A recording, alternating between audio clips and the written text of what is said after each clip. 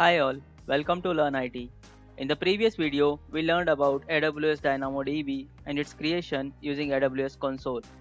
In this video, we will learn how to create AWS DynamoDB table using serverless framework and how to fetch and insert records into DynamoDB table using Lambda functions and API gateway. So we will be creating a complete API for inserting and getting user details. If you are new to serverless framework, I request you to go through my previous video on serverless framework.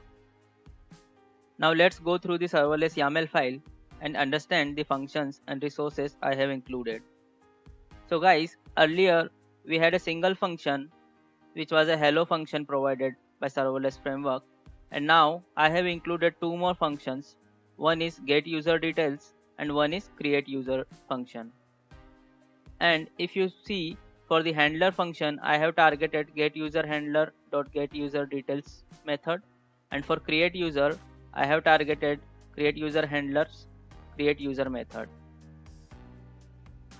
And if you look at the resources, I have included one resource for user table, that is AWS DynamoDB table, and for its properties, I have mentioned table name as users, and under attribute definitions, I have provided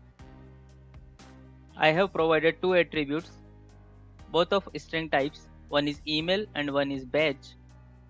And under key schema, I have mentioned attribute name email is having key type as hash because we wanted email as partition key, and attribute name badge as range because we want badge as sort key. If you look at the provisioned throughput, I have mentioned read capacity units as 6 and write capacity units is also as 6. For more information on provisioned throughput and capacity units, you can go through my previous video on DynamoDB capacity units. And next, I have created one more resource of type IAM role. If you look at the policy statements of this role, you can see I have provided CloudWatch access to write log streams and create log groups from our Lambda functions, and also I have provided access to our DynamoDB table. And if you see, under the resource, I have mentioned the newly created table, which is users table.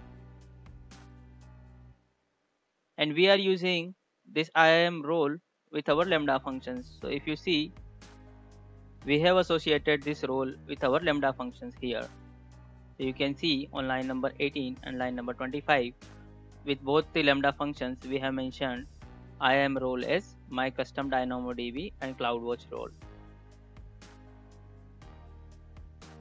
Now let's have a look on create user and get user Lambda functions. So in the create user Lambda function, I have created one async function which is creating a user using the event data, and this is the event which is coming from API gateway, and under event I am getting the body of the request. So this is the request payload, and once we pass the request body from the event data, we can use the request payload information and prepare our final request object to create the user record into the DynamoDB table. We can use DynamoDB client object, and we can call put method of DynamoDB client to insert a new record into the DynamoDB table. So if you look at the DynamoDB client object, I have created it as a global variable using the AWS DynamoDB SDK, and I have installed this AWS SDK node package module. Similarly, in get user function, I have used the same AWS DynamoDB client, and using the event information, I am passing email and badge from the headers, and from the headers I am getting the email and badge ID of the user, and I am preparing the final request, and finally I am calling the get method of DynamoDB client to get the user records. Now let's deploy this serverless YAML and validate our functions.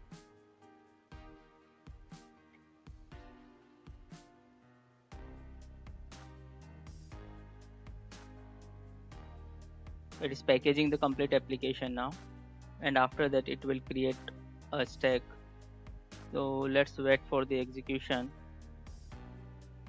So you can see stack update is finished, and at the end we have got two APIs, one is get and one is post, and also it has mentioned functions which it has created. One is get user details and one is create user function.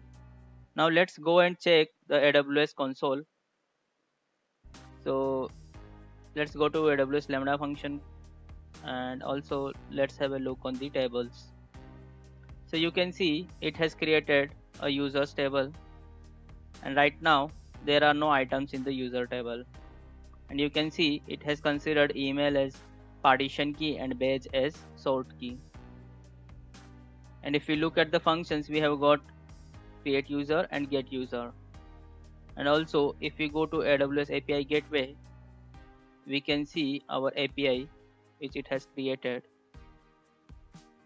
You can see it has created one DevLearn-IT API, and under this API it has created two resources, one is get and one is post, and these resources are integrated with our Lambda functions in the backend as a Lambda proxy.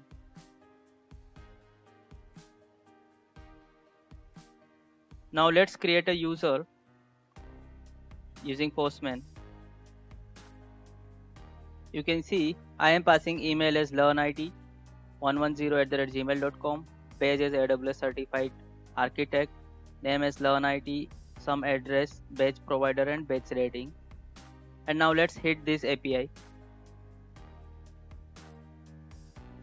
You can see it has successfully saved the user details. Now let's go to AWS console and check in the AWS DynamoDB table. Now let's refresh this, and you can see it has created a new record.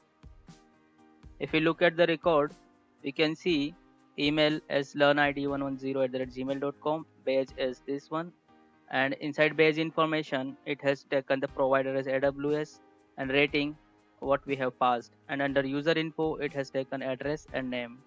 So that's what we have passed from our create user API from Postman. Now let's hit our get user function, our get user API, and to hit get user API I have considered email and badge as a header request parameters, and I am passing email as learnit110@gmail.com and badge as AWS certified architect, and that's what we have in our DynamoDB table right now. Now let's hit this API and look at the response.